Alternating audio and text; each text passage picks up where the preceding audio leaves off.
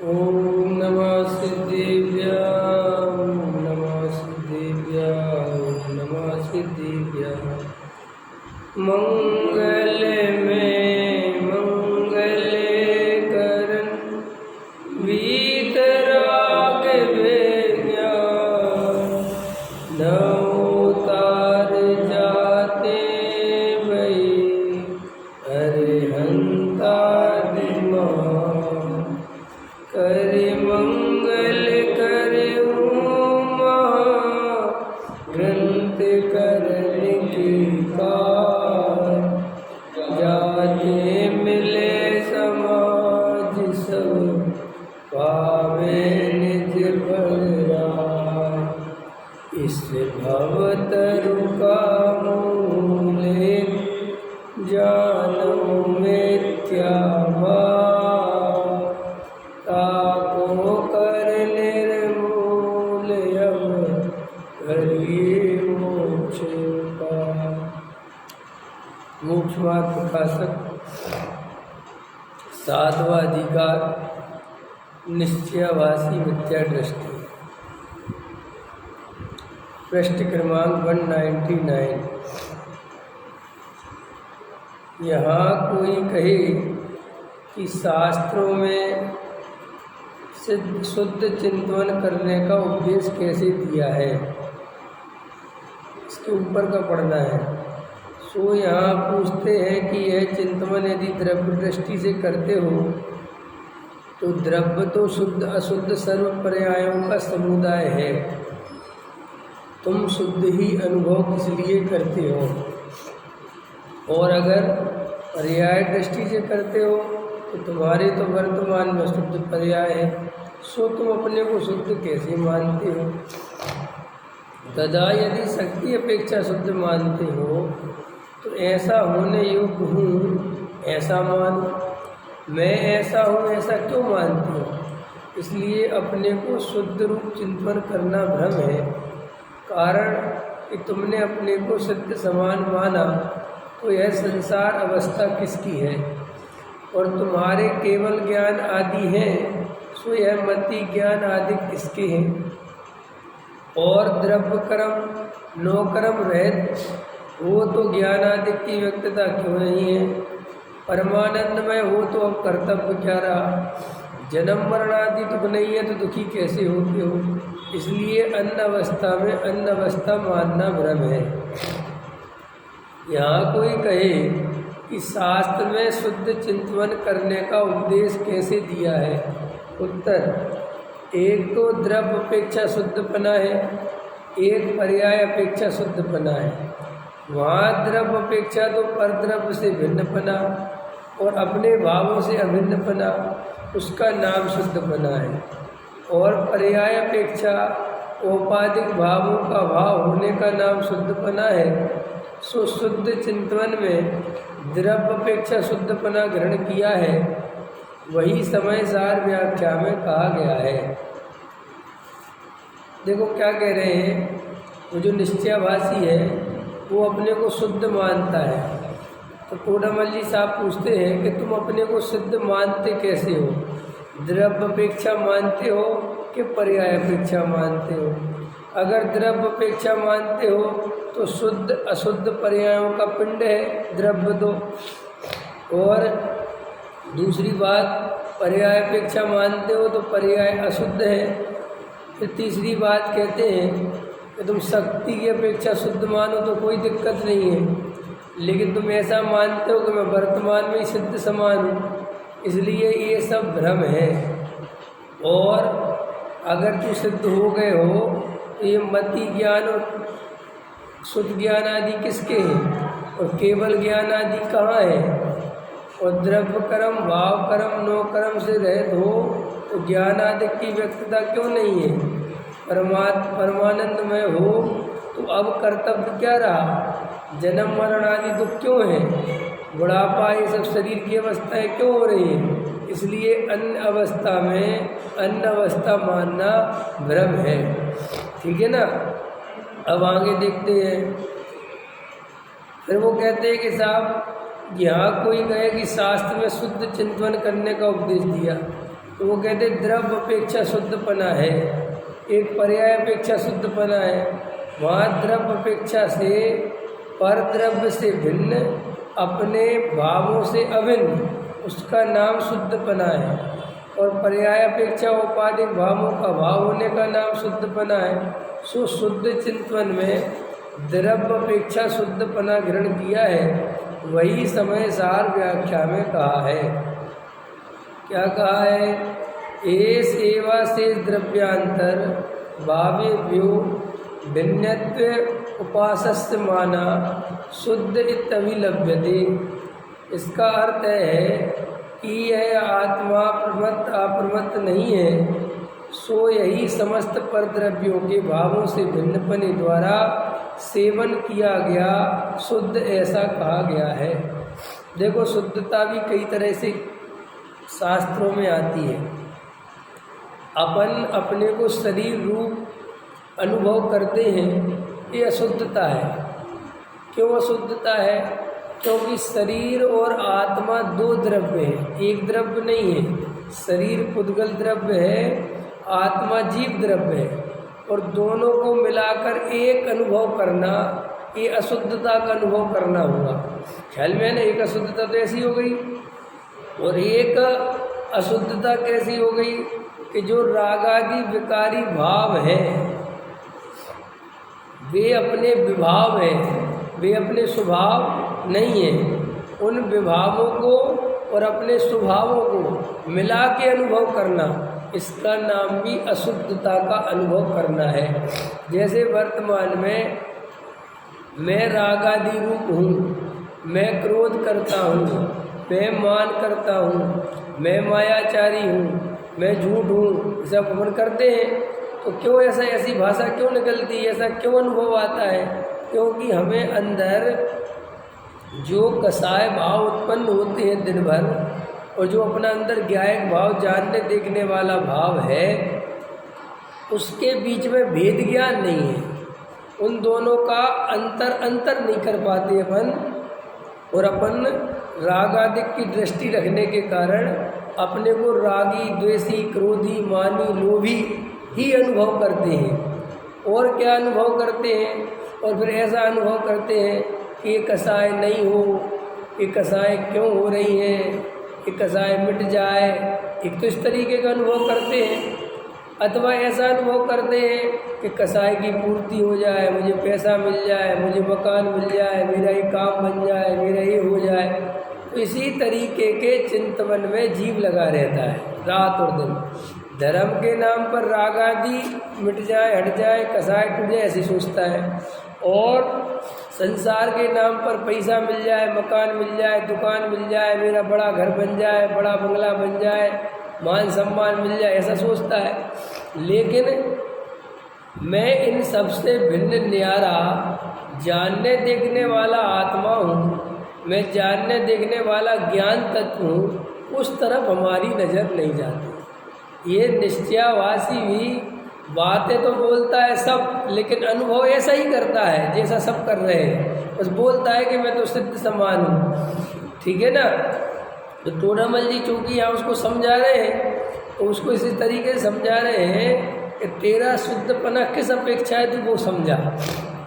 और अगर ऐसा शुद्धपना तू मानता है, तो ऐसा शुद्धपना तो जो है अनुभव में आना चाहिए तेरे, और अनुभव में तो तेरे कुछ है नहीं, इसलिए तू मिथ्या दृष्टि है। और देखो क्या कहते हैं, इसका अर्थ है कि आत्मा प्रमत्त अप्रमत्त नहीं है, सो यही समस्त परद्रव्यों के भावों से भिन्नपना द्वारा सेवन किया गया शुद्ध है। क्या है प्रमत्त और अप्रमत्त? तो प्रमत्त माने जो पुण्य पाप के परिणाम हैं वो कहलाते हैं प्रमत्त, और अप्रमत्त कहलाते हैं उनसे भी आगे जो जो कुछ भी पर्याय है शुद्ध पर, वे भी मेरे में नहीं की। क्यों कि साहब समस्त परद्रव्य लेना है, अपना भगवान आत्मा समस्त परद्रव्यों से भिन्न है, ये आपको अनुभव करना है। और जो कल 1 घंटा चर्चा चली थी, 1 घंटा बैठ के क्या करना, यही करना है, अपने को ज्ञानमयी चैतन्यमयी, जानने देखने वाला ज्ञायक तत्व हूँ, ऐसा अनुभव करना है, ऐसा देखना है। क्यों देखना है ऐसा? क्योंकि ऐसा अंदर तत्व मौजूद है और प्रकट है, उसका काम हो रहा है। और उसी समय समस्त प्रकार के रागादि विकारी भाव भी हो रहे हैं। और रागादि विकारी भाव और एक ज्ञायक भाव, अब इन दोनों के बीच में भेद ज्ञान करने का नाम ध्यान है। इन दोनों को अलग अलग अनुभव करने का नाम ध्यान है। ये रागादि विकारी भाव आकुलता रूप है, दुख रूप है, विभाव है, कर्मबंध के कारण है, संसार है, आकुलता रूप है। और ये रहा मेरा ज्ञान स्वभाव, ये सदाकाल निराकुल है, अबंध स्वरूप है, इसमें कोई बंध नहीं। मैंने जन्मों जन्मों से इसको जाना नहीं, बस इसी का अनुभव मुझे करना है। आज मैं समस्त प्रकार के शरीर संयोग से नाता तोड़ता हूँ, ऐसा अनुभव करता है, ऐसा बार बार ध्यान करता है। इस ध्यान से आत्मा की प्राप्ति होती है। और जो जीव केवल बातें बनाते रहते हैं, आज एक भाई ने पूछा है कि साहब हमारा उपयोग इधर उधर चला जाता है बार बार। देखो भैया, उपयोग इधर उधर जाता है, चला गया, वापस अपना याद आ गया कि उपयोग इधर चला गया, फिर खींच लिया, फिर वेद ज्ञान करने लगे, फिर उपयोग चला गया, फिर वेद ज्ञान करने लगे। तो निचली अवस्थाओं में ऐसा ही होता है, एकदम से उपयोग नहीं टिकता है, कई कई महीने अभ्यास करने पर भी नहीं टिकता है। इसलिए ज़्यादा फायदा और नुकसान मत देखो। अभी अपन को उपयोग एकाग्र हो रहा है, इस पर भी ज़्यादा चिंतन करने की जरूरत नहीं है। अभी चिंतन करने की ये ज़रूरत है, उपयोग कहाँ चला जाता है इससे बहुत ज़्यादा फर्क नहीं पड़ता। फर्क इस बात से पड़ता है कि तुम्हारे अंदर कसाई ढीली पड़ रही है कि नहीं पड़ रही। देखो उपयोग का क्या है, 1 मिनट में बम्बई चला जाए, 1 मिनट में कोई विकल्प आ जाए वहाँ चला जाए, दुकान पर चला जाए, वो कहीं पे भी जाता है। क्योंकि अभी इतनी एकाग्रता नहीं है। तो मैं अपने में रिजल्ट के नाम पर देखना हो कि मेरे अंदर क्या परिवर्तन आ रहा है ध्यान करने से, तत्व विचार करने से। तो वो परिवर्तन देखो कि मेरी आसक्ति कम हो रही है कि नहीं, एक मेरी कसाय कमज़ोर पड़ रही है कि नहीं, मेरे को अंदर से आत्मा के प्रति प्रेम जग रहा है कि नहीं, मुझे आत्मा की बातें सुनकर आत्मा में ध्यान करने में मज़ा आता है कि नहीं, ऐसा बार बार लगता है कि नहीं यार कब ध्यान करूं। ये उस बात की निशानी है कि तुम्हारा ध्यान सही दिशा में जा रहा है, ठीक है कि नहीं। पर द्रव्य से मोह कम हो रहा है, स्त्री पुत्र मकान दुकान के प्रति मोह कम हो रहा है। तो ये इस बात की निशानी है कि तुम्हारा ध्यान, तुम्हारा चिंतन सही दिशा में जा रहा है। और अगर तुम्हारा मोह कम नहीं हो रहा है, आसक्ति नहीं टूट रही है, तो जरूरी नहीं है कि एकदम से टूट जाए, ये भी समझना। क्योंकि उसकी मात्रा, हमारे साथ एक प्रॉब्लम हो रही है कि जैसे अब मैंने ये बोला तो बस कल से लोग ये देखने लगेंगे कि हमारे तो बैराग ही नहीं। अरे एकदम नहीं देखना, थोड़ा थोड़ा, हल्का हल्का। अरे 100 में से 100% में से 1% भी कम हुआ तो वो कम होना है। अब तुम सीधा ही 100% ख़त्म करना चाहो कि मुझे तो मुनिराज बनने के भाव तो नहीं आते, अभी विषय भोगों के तो, अरे भाई एकदम नहीं कह रहा हूँ। तो मैं पहले की परिणति में और अभी की परिणति में अंतर देखना है। अभी की परिणति में और पहले की परिणति में अंतर आया कि नहीं आया। और गारंटी से जो जीव तत्व विचार करते हैं उनकी परिणति में अंतर आए बिना नहीं रहता, एक बात। दूसरी बात, जब तुम्हारा ध्यान सही दिशा में जाएगा तो तुम्हें अपने अंतरंग एक अलग प्रकार की फीलिंग भी रहेगी, एक अलग प्रकार का आनंद भी बना रहेगा। संसार की चिंता बहुत ज़्यादा नहीं सताएगी अगर तुम सही दिशा में होगे तो। ख्याल में है ना। ये सब आज एक भाई ने पूछा, उसके लिए बता रहा हूँ मैं कि साहब हमें कैसे करें, हम इधर उधर का विचार करके लगाते हैं, स्त्री पुत्र मकान दुकान ऐसे तो उपयोग लग जाता है, लेकिन जब हम एकदम उपयोग को खाली छोड़ देते हैं तो उपयोग इधर उधर भागने दो, उपयोग की चिंता ही मत करो। तो अंदर राग देश नहीं हो, उपयोग कहीं भी भागता है। देखो क्या गजब कर दिया, तुम्हारा उपयोग अमेरिका में चला गया, कहाँ चला गया, और अमेरिका में चला गया तुम्हारा उपयोग, और अमेरिका पूरा जानने में आ गया, न्यूयॉर्क जानने में आ गया, वहाँ के गाड़ी मोटर बंगले ख्याल में आ गए, तो अभी तुम्हें न लेने का भाव आया न जाने का भाव आया, कोई बात नहीं, उपयोग दिखाया। पूर्णमल जी साहब ने लिखा है ये सब कि सम्यक दृष्टि का उपयोग सर्वत्र घूमता रहता है, लेकिन वो राग द्वेष नहीं करता, इसलिए वीतरागी है। लिखा है बिल्कुल ऐसा, उपयोग तो उसका ही बहुत जगह घूमता है, उपयोग टिकता तो, क्योंकि उपयोग टिक जाए तो केवल ज्ञान हो जाए। 48 मिनट उपयोग नहीं टिका पाते अच्छे आत्मा में, अरे 48 मिनट में तो केवल ज्ञान आ जाता है। मुनिराज भी हर 2 सेकंड में आत्मा से बाहर आ जाती है। कितने सेकंड में? उनका भी उपयोग नहीं टिक पा, 2 सेकंड कह रहा हूँ। ये जो अंतर मुहूर्त लिखा है ना, लोग सोचते अंतर मुहूर्त करते हैं कि 6 आवली एक समय से ज़्यादा अंतर मुहूर्त नाम पाता है। 6 आवली एक समय, और एक आवली कितनी? असंख्यात समयों की एक आवली, और असंख्यात समय कितने? ये पलक झपकाई तो इसमें असंख्यात समय हो गए, तो ऐसी 6 बार पलक झपकाई तो कितनी हो गई? 6 आवली, और एक समय और जोड़ दो उसमें, इसके बाद अंतर मुहूर्त चालू हो जाता है, जो मुझे याद है थोड़ा थोड़ा करना योग। तो 6 आवली एक समय से ऊपर उसका नाम है अंतर मुहूर्त। तो मुनिराज आत्मा में रहते हैं 1 सेकंड, कितने सेकंड? 1 सेकंड, 2 सेकंड, और बाकी के 48 मिनट में से वो 2 सेकंड कम कर लो, बाकी के रहते हैं शुभ भाव में। मैंने 6वें गुणस्थान में, 7वें गुणस्थान में जाते हैं 2 सेकंड के लिए, और 48 मिनट रहते हैं 6वें गुणस्थान, फिर 2 सेकंड के लिए। इसलिए वो कहते हैं ना, हर अंतर मुहूर्त में मुनिराज आत्मा में जाते हैं।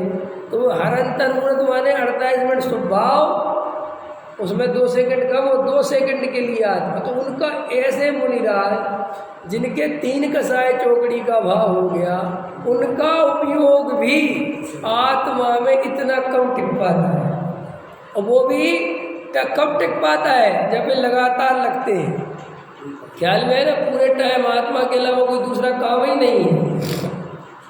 अब अपने यहाँ पर क्या है कि अपन को ध्यान करने, जो 4थे गुणस्थान पहले गुणस्थान में जीव है, मैं 4थे की तो बात नहीं कर सकता, क्योंकि 4थे में तो सब समझ में आ जाता है कि क्या स्थिति। पहले वाला थोड़ा कंफ्यूज रहता है, क्योंकि उसको क्लियरिटी नहीं होती, तो वो सोचता है कि मैं ऐसा ध्यान लगाने बैठूं और उपयोग इतना सूक्ष्म हो जाए कि ना मुझे पत्नी दिखाई दे, ना मकान दिखाई दे, ना दुकान दिखाई दे, ना घर दिखाई दे, ना इधर उधर उपयोग जाए, बस उपयोग एक जगह टिक जाए। तो ये भूल जाता है कि अगर उपयोग टिकाना इतना आसान होता और इतने जल्दी टिकता होता तो भैया हजारों वर्ष लग जाते। आदिनाथ भगवान छायक सम्यक दृष्टि थे, 1000 वर्ष लग गए केवल ज्ञान लेने। 1000 वर्ष क्या कहलाता है?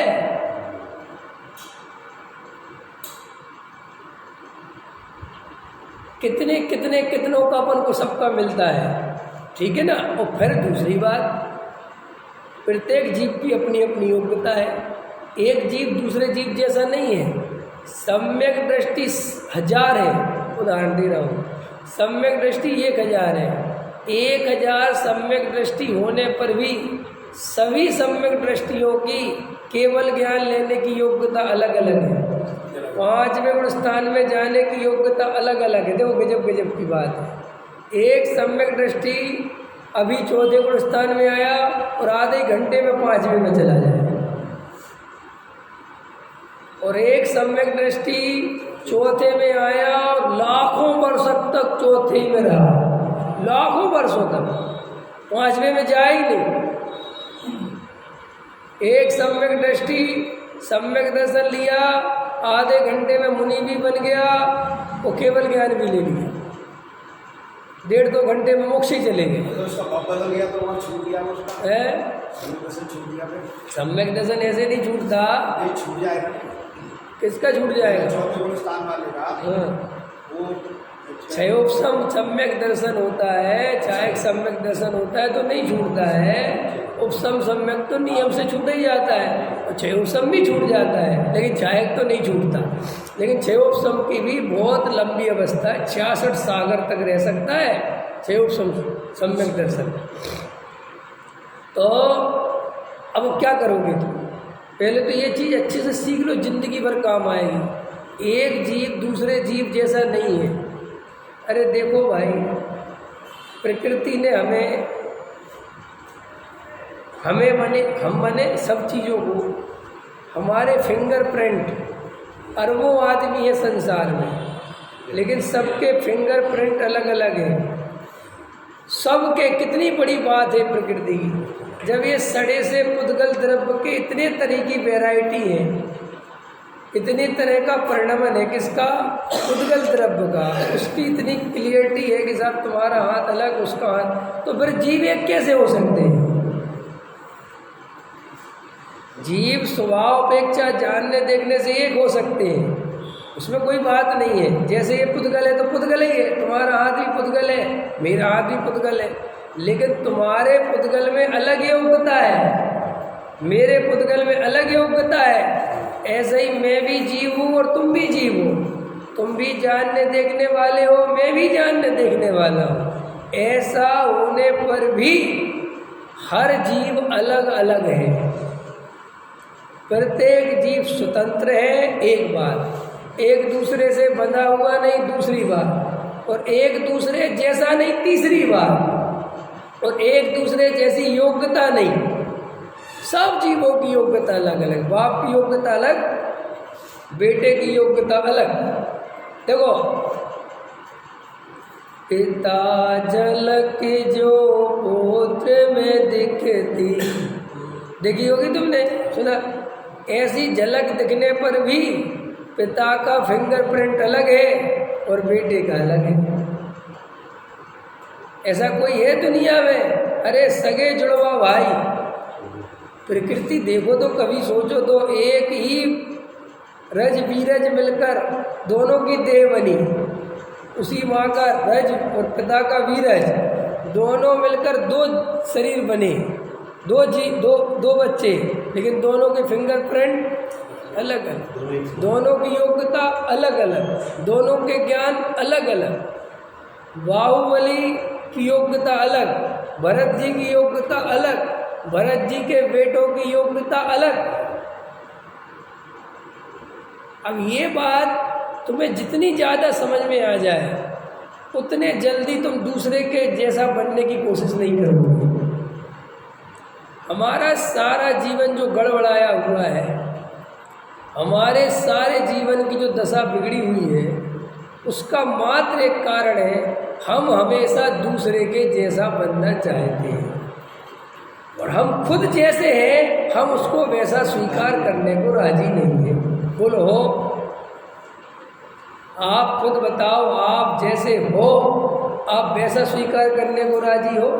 अगर आपके अंदर क्रोध मान माया लोभ चलते हैं और एक के अंदर नहीं चलते, तो आप उसके जैसा बनना चाहेंगे कि मेरे अंदर बहुत चलते, इनके अंदर तो बिल्कुल नहीं चलते, काश मैं इनके जैसा होता।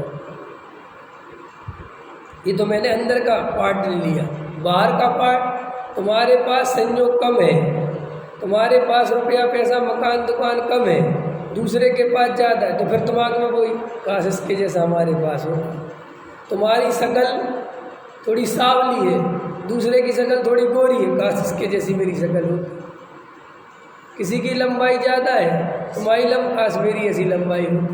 किसी की पत्नी सुंदर है, तुम्हारी पत्नी कम सुंदर, काश मेरी पत्नी इतनी सुंदर हो। नहीं समझ में आया? ये सब आपके जीवन के असंतोष के कारण है। इन्हीं से असंतोष पैदा होता है। इन्हीं से क्या पैदा होता है? असंतोष। और इससे फिर दुख की वो चैन चालू होती है। फिर आपके दिमाग में एक नई प्रॉब्लम क्रिएट होती है कि मेरे दुख का कारण मैं नहीं हूँ, मेरा अज्ञान दुख का कारण नहीं है, मेरा दुख का कारण एक पर द्रव्य है जो मेरे अनुसार ये शरीर मुझे ढंग का नहीं मिला, मैं इसलिए दुखी हूँ। मेरी लंबाई कम है इसलिए मैं दुखी हूँ। मेरी हेल्थ सही नहीं है इसलिए मैं दुखी हूँ। मेरी पत्नी मुझे सही नहीं मिली इसलिए मैं दुखी। अब ये सब आपकी अज्ञानता से, कल्पनाओं से ये दुख पैदा हो रहा, जबकि वास्तव में जैसा वस्तु का परिणमन चल रहा है, प्रत्येक द्रव्य का स्वतंत्र परिणमन चल रहा है, कोई द्रव्य किसी द्रव्य का कर्ता धर्ता नहीं है। ये बात जितनी गहराई से उतरे और जितनी ज़्यादा से ज़्यादा श्रद्धा में जाए, उतना तुम्हारे अंदर शांति आ जाएगी। देखो, दो फकीर थे, वे गांव के किनारे नदी, गांव के साइड नदी के किनारे आउटर में उनका एक झोपड़ा बना हुआ था। वो वहाँ रहते थे, लेकिन वो क्या करते थे, 8 महीने तो गांव दुनिया में घूमते थे, और जब बरसात का टाइम आता था, जब नदी नाले भर जाते थे, तो अपने लौट के बरसात के महीने भर पहले ही अपने झोपड़े में आ जाते। एक बार की बात है कि वो लौट के आ रहे थे, और जब लौट के आया तो देखा आधा छप्पर गायब हो गया, आधा झोपड़ा उड़ गया और आधा बचा। तो उनमें से पहला फकीर बोला, मेरा इसलिए भगवान से कभी कभी विश्वास उठ जाता है। क्या बोला? मेरा कभी कभी भगवान से इसलिए विश्वास उठ जाता है कि गांव में इतने इतने मकान खड़े हैं, वे नहीं गिरे, और अपन झोपड़े में शांति से रहते हैं। भगवान को अपना झोपड़ा भी प्रॉब्लम कर रहा है, मैंने वो झोपड़ा भी आधा उड़ा दिया। ख्याल में दूसरा फकीर था, वो कुछ नहीं बोला, वो शांत था, और ये अपना बोलता जा रहा है, भगवान को शिकायत करता जा रहा है। रात्रि हुई तो बारिश हुई, बारिश भी होने लगी, तो झोपड़े में दोनों सो रहे थे, मैंने बैठे थे, लेटे थे। तो आधा छप्पर था और आधा उड़ गया था, तो बारिश तो नहीं लग रही थी। तो वो दूसरा बोला, हे परमात्मा, तेरा बहुत बहुत धन्यवाद, हम तो व्यर्थ में ही झोपड़ा इतना बड़ा बना के बैठे थे, और इस झोपड़ा बड़ा बनाने के चक्कर में ना तो कभी ये खुला आकाश देखा, ना ये चंद्रमा देखा, और ना ऐसी बारिश देखी। अब ये प्रकृति का मनमोहक दृश्य भी दिख रहा है और पानी से भी बचे हुए हैं। अच्छा हुआ तूने आधा झोपड़ा उड़ा दिया। ख्याल में है ना? अब वो दूसरा देख रहा था, दूसरा तो एक का चित्त शिकायत से भरा हुआ है, एक का चित्त धन्यवाद से भरा हुआ है। शिकायत तो छोड़ो, काय से? धन्यवाद। अब ऐसे दो व्यक्तियों में झोपड़े का तो जो होना है सो हो गया, लेकिन मुझे बताओ कि जो धन्यवाद से भरा हुआ चित्त है ये सुख का अनुभव कर रहा है, और जो शिकायत से भरा हुआ चित्त है वो दुख का अनुभव कर रहा है। ये जीवन की छोटी सी कहानी है। आपका चित्त संयोगों के प्रति जितना शिकायत से भरा होगा, आप उतना दुख का अनुभव करोगे। और मज़ेदार बात यह है कि तुम कुछ कर सकते नहीं, सिर्फ क्या करोगे? दुख का अनुभव करोगे, क्योंकि परद्रव्य के कर्ता तुम हो नहीं। जैसी स्त्री मिलनी थी मिल गई, जैसा पति मिलना था मिल गया, जैसे बच्चे मिलने थे मिल गए, जैसा शहर मिलना था मिल गया, जैसी गली मिलनी थी मिल गया, जैसा पड़ोसी मिलना था मिल गया, नहीं जो जैसा शरीर मिलना था मिल गया, जैसा कलर मिलना था मिल गया, बाल उड़ने थे उड़ गए, सफ़ेद होने थे हो गए। अब तुम जितनी शिकायतों की लिस्ट बढ़ाते जाओगे उतना तुम्हारा जीवन दुखमय होता चला जाएगा। और हमें शिकायत करने की इतनी आदत है, इतनी आदत है कि हमारा जीवन ही शिकायत बन गया। बन गया कि नहीं बन गया? बोलो। घर में तो शिकायत, बाजार में तो शिकायत, पक्का है ना? ऑफिस में शिकायत, व्यापार में शिकायत, नौकर से शिकायत, प्रकृति से शिकायत, भोजन में शिकायत, मंदिर जाए शिकायत। कहाँ ऐसी जगह है जहाँ तुम धन्यवाद देते हो? है कोई जगह धन्यवाद देने की, जहाँ तुम कहते हो बहुत बहुत बहुत बहुत। इतनी बढ़िया दुनिया तुम्हें देखने मिल रही, कभी इन आँखों के लिए धन्यवाद दे तो अरे भैया अपनी आँखें सही है भैया, बहुत बहुत धन्यवाद देते हो। किसी चीज़ को धन्यवाद देते, कहीं कोई धन्यवाद है ही नहीं। अरे कभी हृदय से पंडित जी को धन्यवाद नहीं देते, कभी हृदय से पत्नी को धन्यवाद नहीं देते। पत्नी पानी दे तो कोई थैंक यू नहीं बोलता, कोई धन्यवाद नहीं देता। जबकि दिन रात सेवा करती है, पति दिन रात तुम्हारे काम करता है, कोई धन्यवाद नहीं देता। और एक आम आदमी रोड चलता नहीं, जरा सा रुमाल उठा के दे, अरे धन्यवाद भाई साहब, उसको धन्यवाद देता है। और जो जिंदगी भर तुम्हारे साथ लगा हुआ उसको कोई धन्यवाद ही नहीं दिया। क्यों? कि उस पर तो अपना अधिकार समझता है, उस पर तो सोचता है पत्नी का काम ही है मेरी सेवा करना, इसमें क्या बात का धन्यवाद। नहीं समझ में आया? करता कि नहीं करता? ऐसी पत्नी सोचती है तुम्हारा काम ही है मेरा ध्यान रखना, इसमें धन्यवाद किस बात का? क्यों धन्यवाद नहीं है? अब इसलिए हमारा जीवन बिल्कुल नरक बनता चला जाता है, बिल्कुल नरक।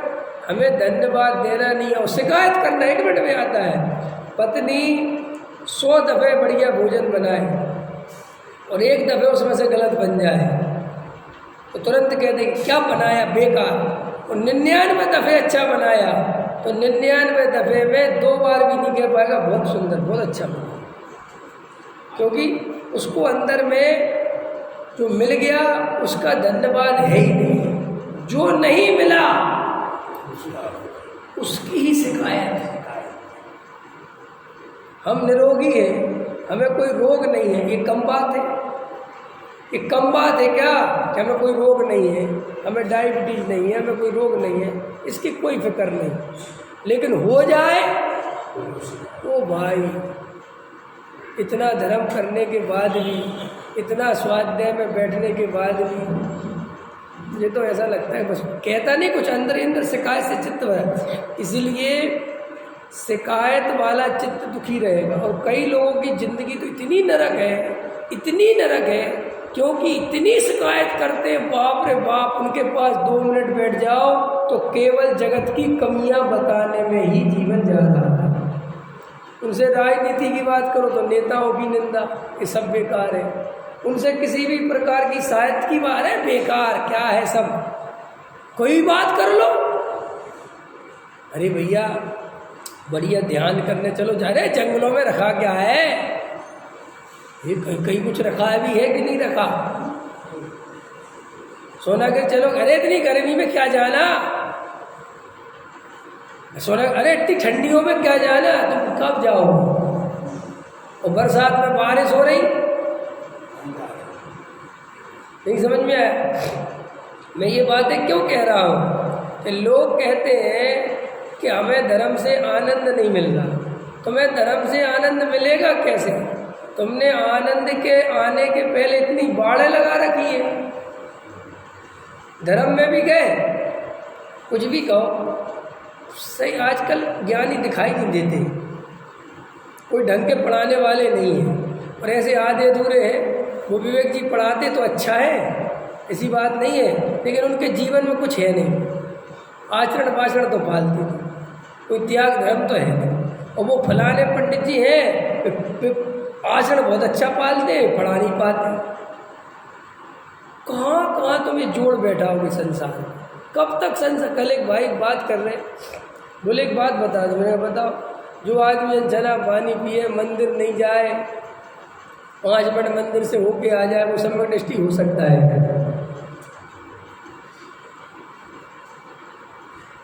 मैंने कहा क्यों, क्या जरूरत है? तुम तो ऐसा नहीं करते ना। नहीं मैं तो सब कुछ, तो फिर अब जो कर रहा होगा उसके लिए इतने परेशान क्यों? दूसरे का सम्यक दर्शन तुम्हें परेशान क्यों करता है, मुझे समझ में नहीं आती बिल्कुल। तुम अपना सम्यक दर्शन चेक क्यों नहीं करते? हमारी खुद की स्थिति क्या है ये क्यों? अभी किसी से पूछो उनके बारे में, अरे वो तो मिथ्या दृष्टि, अरे वो मिथ्या दृष्टि। अरे वो तुम खुद के बारे में कुछ बताओगे, मैंने अपने बारे में सोचा ही नहीं। और फिर वैसे हम एक बात बता, अभी तो हम भी मिथ्या दृष्टि है, खुद मिथ्या दृष्टि है और दूसरों का सम्यक दर्शन उस मिथ्या दर्शन चेक करता फिर रहा है। नहीं गजब की बात है।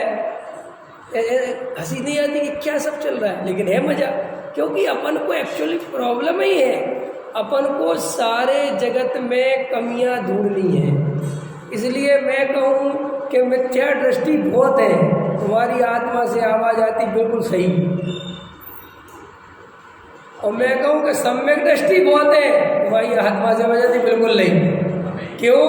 क्योंकि मिथ्या दृष्टि सब है, इसमें तुम्हारे अहंकार को चोट नहीं लगती, इसमें तुम्हें लगता समय सो हम भी है, बात खत्म हो गई। लेकिन मैं कहूँ सब सम्यक दृष्टि है और फिर इसको लगता मैं मिथ्या दृष्टि अकेला, तो ये कहता है ऐसा 3 काल में नहीं हो सकता, या तो सबको मिथ्या दृष्टि कहो या फिर मुझे भी सम्यक दृष्टि कहो। अंतर समझ में आया? इसलिए हम किसी को ज्ञानी स्वीकार नहीं करते आसानी से, और वर्तमान में तो ऐसी स्थिति बन गई है, ऐसी स्थिति बन गई है, क्योंकि मुमुक्षुओं को और ज़्यादा सिखा दिया कि परीक्षा करे बिना, पढ़ाई ज़्यादा हो गई ना, परीक्षा करे बिना किसी को कुछ मत मान लेना, परीक्षा करो, परिदेव साधे को हमें वो कौन से देवे, समंत मध्याचार्य, उनने तो भगवान की भी परीक्षा कर डाली, इसलिए बिना परीक्षा के किसी के सामने सिर मत झुकाना। बोले बिल्कुल साहब, हम तो वैसे ही पहले से बहुत करते थे, और आपने और कह दिया अब तो इतनी करेंगे कि अगर वो पास भी होता दिखा तो फेल कर देंगे। क्यों? क्योंकि हम तो परीक्षा करेंगे और हमारी परीक्षा का उद्देश्य क्या है? फेल करना। जैसे पुलिस वाले ने तुम्हें पकड़ लिया, ठीक है, पुलिस वाले को ना तुम्हारे लाइसेंस से कुछ लेना देना है, ना तुम्हारी आरसी से कुछ लेना देना है, ना से तुम्हारे वो क्या होता है इंश्योरेंस से कुछ लेना देना है, उसे तो 100 रुपये से लेना देना है, उदाहरण के लिए। अब तुमसे वो कहता है रुक जा, उसने तो इसीलिए रोका कि 100 का मिल जाए, 200 मिल जाए। अब तुम कहते हमारे पास लाइसेंस है, वो कहते अच्छा है, कोई बात नहीं, आरसी है, अच्छा ये भी है, चल वो दिखा इंश्योरेंस, वो भी दिखा, चल पॉल्यूशन दिखा, अब वो भी दिखा दो। अब उसको बहुत गुस्सा आता है, तो उसको तो खुश होना चाहिए ना कि तेरा नागरिक इतना बढ़िया है, चारों चीज़ें लेके चल रहा, लेकिन उसे बहुत दुख होता है क्योंकि उसको तो चाहिए कि इसमें से कुछ ना हो। तो जब तुम चारों दिखा दोगे ना, फिर वो पता क्या करेगा, चलो वो देखे लाओ दिखाओ इधर दिखाओ, उनमें डेट चेक करेगा, सब कुछ चेक करेगा। वैसे कुछ नहीं, अगर तुमने लाइसेंस ही नहीं है तो बाकी तो छोड़ो, अब तो तुम बस छोड़ो, बाकी नहीं देखना, लाओ इधर। नहीं समझ में आया?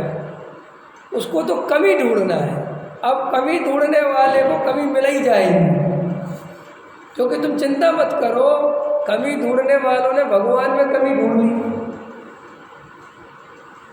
कमी की क्या बात करना। नहीं समझ में आया? अब एक नग्न दिगंबर साधु है, एक नग्न दिगंबर मुनिराज है, एक नग्न दिगंबर अनंत परमात्मा है। अब उनमें क्या कमी? नग्नता कोई कमी थोड़ी है, लेकिन लोगों ने कह दिया कि साहब नग्नता अच्छी नहीं लगती, लो ये भी कमी देखने वालों को क्या करोगे तुम? जिसने सब कुछ छोड़ दिया, वस्त्र तक उतार दिए, इतना निर्लिप्त हो गए, इतना निर्विकार हो गए, सहज हो गए, लोग उसमें भी कमी ढूंढ लेते कि ये तो निर्विकार है, लेकिन इसको देख के हमें तो विकार होता है। क्या करोगे? जगत का स्वरूप कैसा है?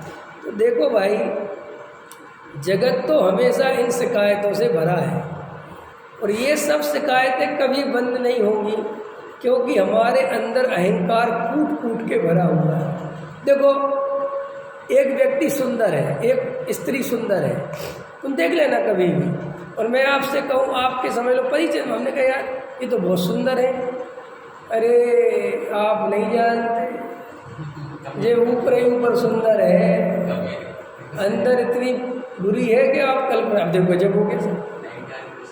हम कह रहे हैं हम किस रूप में तारीफ करें, बताओ तुम कौन सी तारीफ पसंद कर सकते हो किसी की? तुमने कभी देखा मुकेश अंबानी अरबपति बन गया, तुम्हें कोई तकलीफ नहीं है? देखो कभी सोचा है कोई तकलीफ तुम्हें? लेकिन तुम्हारा भाई मुकेश अंबानी बन जाए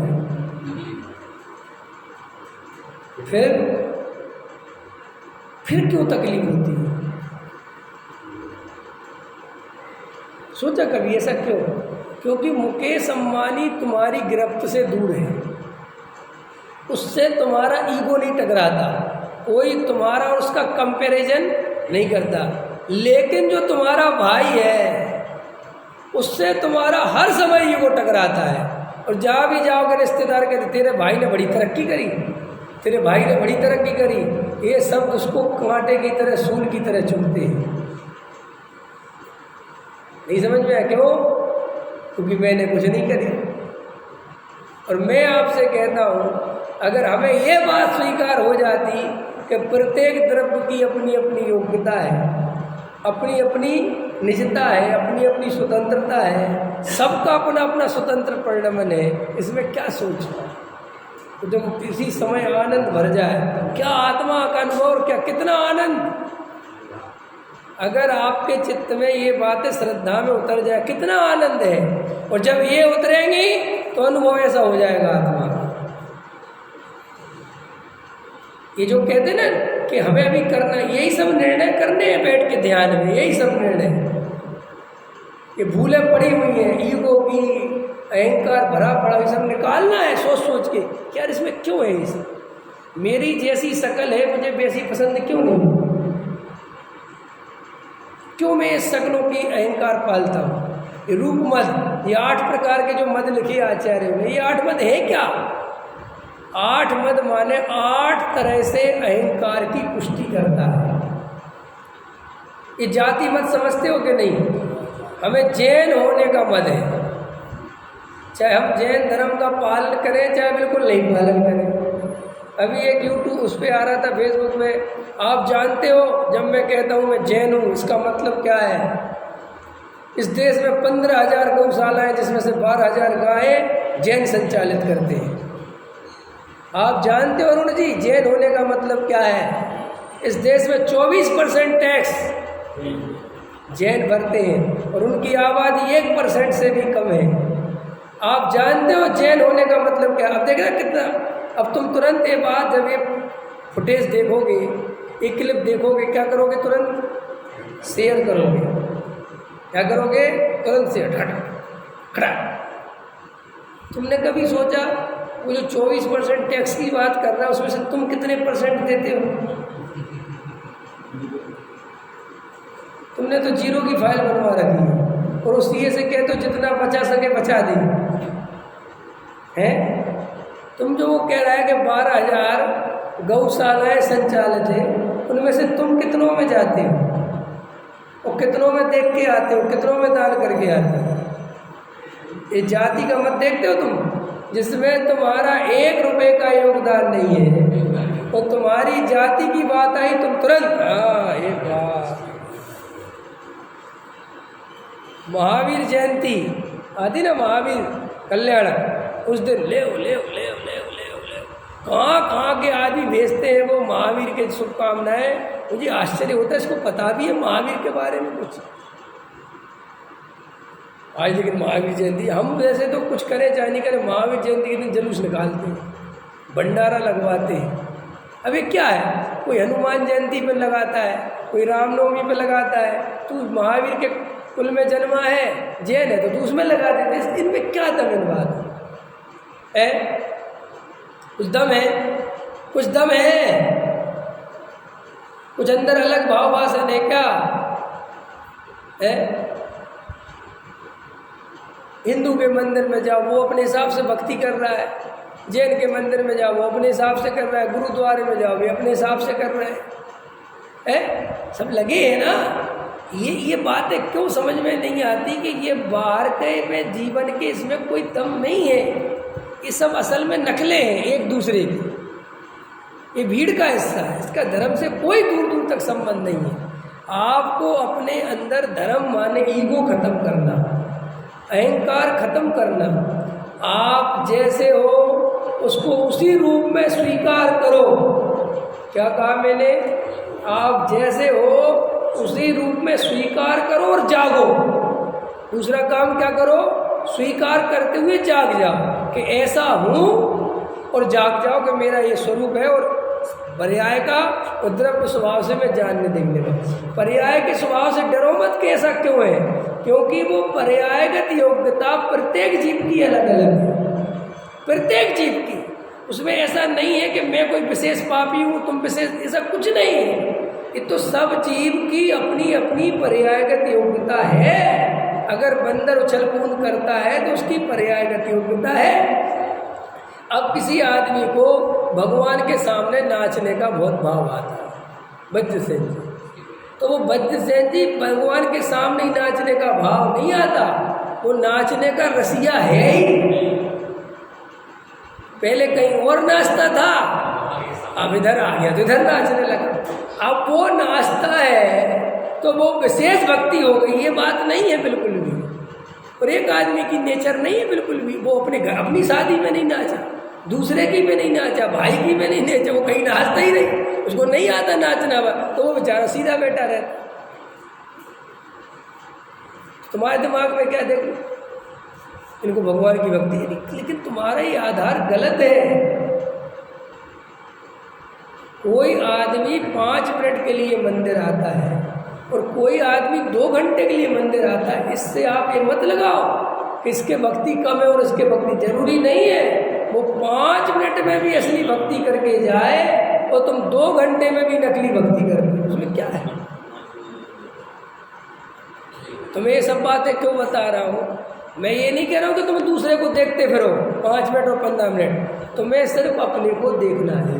तुम 5 मिनट भी मंदिर आओ मेरी तरफ से, कितने मिनट, लेकिन आओ बहुत ईमानदारी से, इतनी ईमानदारी से आओ कि मंदिर में जब भगवान के सामने खड़े हो तो 3 मिनट भी दर्शन करो तो सिर्फ भगवान के ही दर्शन करो, कोई विकल्प नहीं, कोई लेना देना नहीं। अंतर समझ में आया?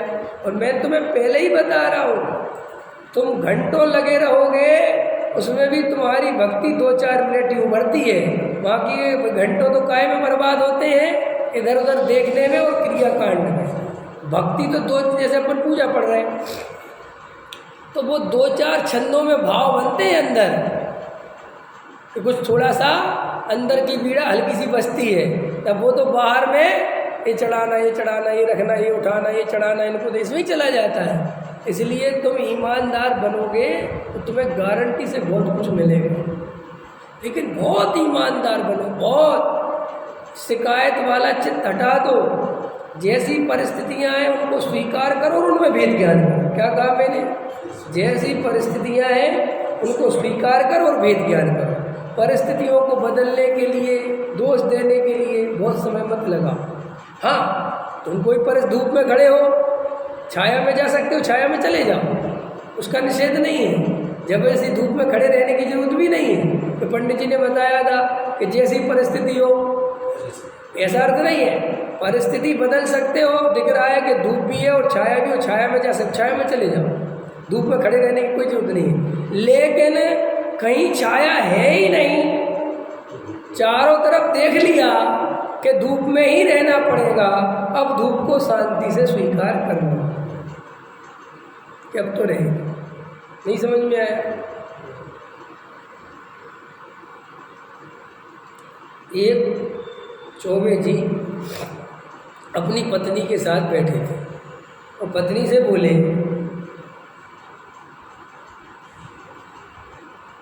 भाग्यवती क्या बोलते हैं, भाग्यवान एक बात बताओ, घुट घुट के मरना अच्छा है कि एक बार में ही मरना अच्छा है?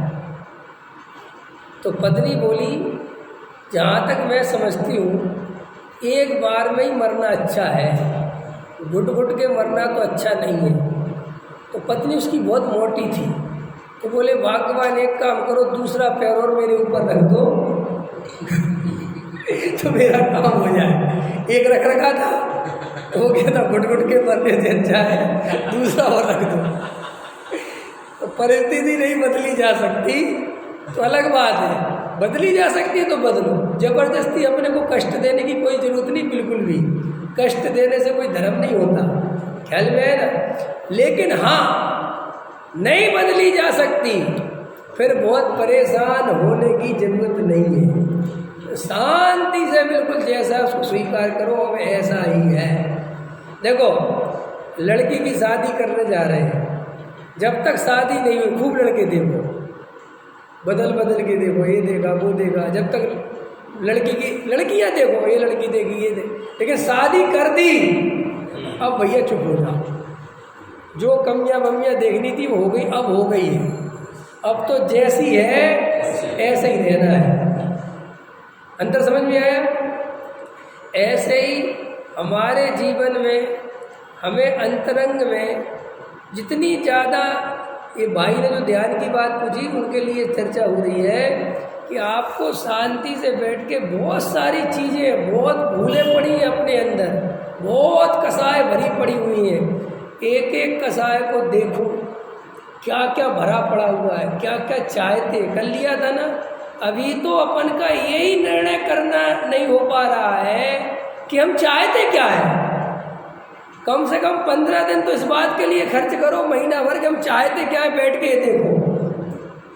क्योंकि आज तक महीने भर में कभी शांति से 30 साल की उम्र हो गई, 50 साल की उम्र हो गई, अभी तक तो शांति से यही नहीं समझ पाए कि हम वास्तव में चाहते क्या है। तो पहले तो अपन जो चाहते हैं उसकी तरफ ध्यान दो कि हम चाहते क्या। हम पैसा चाहते हैं, क्या चाहते हैं? पैसा। देखना क्या स्थिति हो रही, सही पूछो जी, हम पैसा चाहते हैं। इन पंडित जी की बात है, चाहना गलत नहीं है।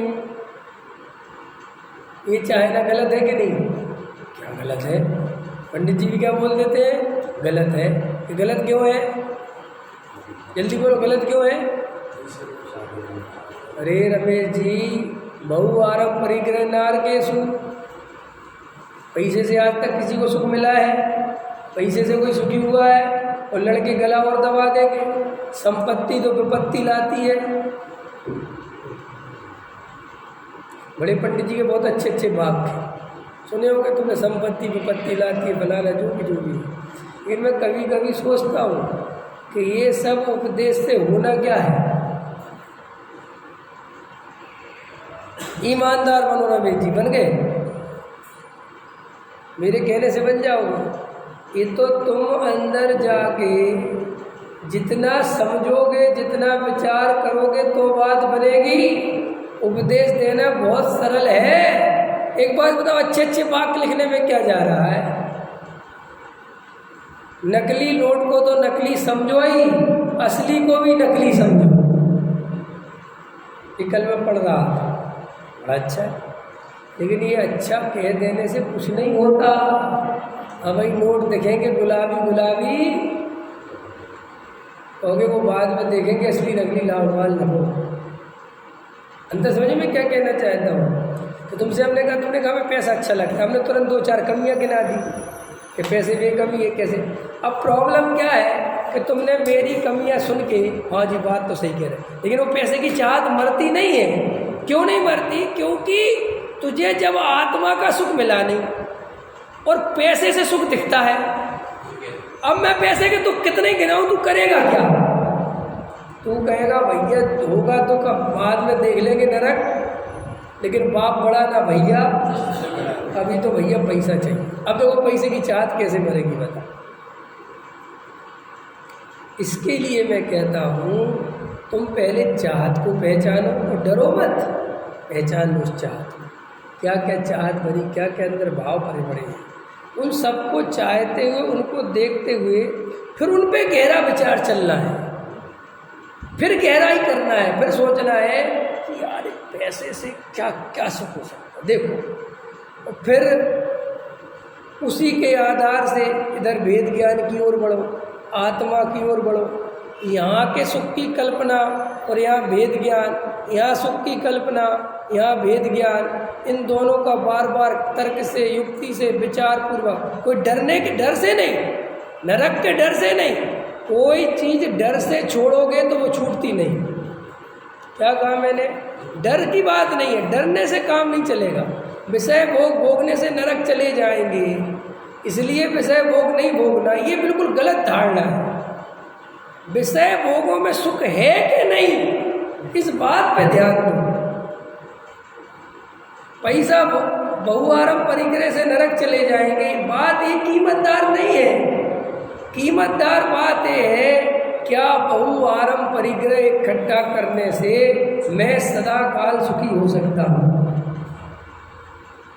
और अगर नहीं तो वो नरक ही जैसा है। नरक माने दुख, नरक का पर्यायवाची शब्द है दुख। नरक माने दुख। देखो भाई, ये जितना तुम्हारे अंदर गहरे से गहरे तत्व विचार चलेंगे, यही तुम्हारे ध्यान में सहायक बनेंगे, यही तुम्हें निर्भरता की ओर ले जाएंगे। और तुम जितनी मात्रा में निर्भर होते जाओगे, उतनी मात्रा में ध्यान के रास्ते खुलते चले जाएंगे। ये वस्तु का स्वरूप है। सहजानंदी सोत स्वरूपी